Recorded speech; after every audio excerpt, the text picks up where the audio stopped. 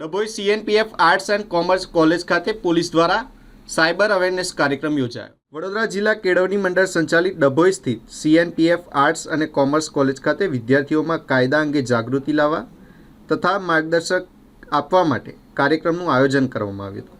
આ કાર્યક્રમ ડભોઈ પોલીસના પીઆઈ શ્રી કે.જે. ઝાલાના માર્ગદર્શન હેઠળ તથા પીએસઆઈ શ્રી એલ.એચ. ગોહિલની અધ્યક્ષતામાં યોજાયો હતો.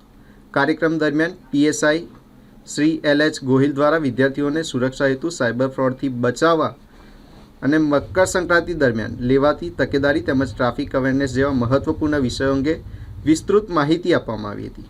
ખાસ કરીને આજના ડિજિટલ યુગમાં વધી રહેલા સાયબર ગુનાઓથી કેવી રીતે બચવું તે અંગે વિદ્યાર્થીઓને ઉપયોગી માર્ગદર્શન આપવામાં આવ્યું હતું.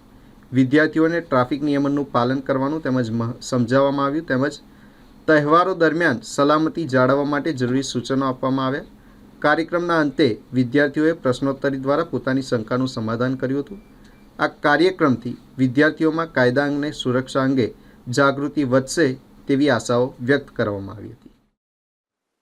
આજ રોજ ડભોઈ પોલીસ તરફથી ડભોઈ આર્ટ્સ કોલેજ ખાતે સાયબર અન્વેષણ તેમજ ટ્રાફિક અન્વેષણ તેમજ મકર સંક્રાંતિ નિમિત્તે જે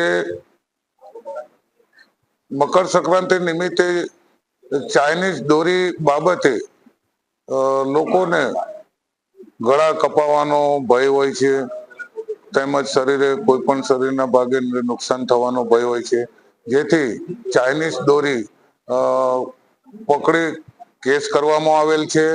અને આવી ચાઇનીઝ દોરી મહેરબાની કરીને કોઈ પણ રાહદારી તેમજ પબ્લિકને આ ચાઇનીઝ દોરીનો ઉપયોગ ન કરે તે બદલ આર્ટ્સ કોલેજના વિદ્યાર્થીઓને માર્ગદર્શન આપવામાં આવેલ છે.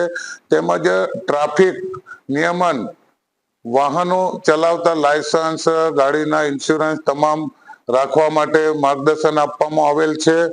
તેમજ મકર સંક્રાંતિનો તહેવાર નજીકના સમયમાં આવી રહ્યો છે, એટલે વિદ્યાર્થીઓ મોટી સંખ્યામાં હાજર રાખી તમામને ચાઇનીઝ દોરી તેમજ રોડ સેફટી આ તે તમામ માર્ગદર્શન આપવામાં આવેલ છે.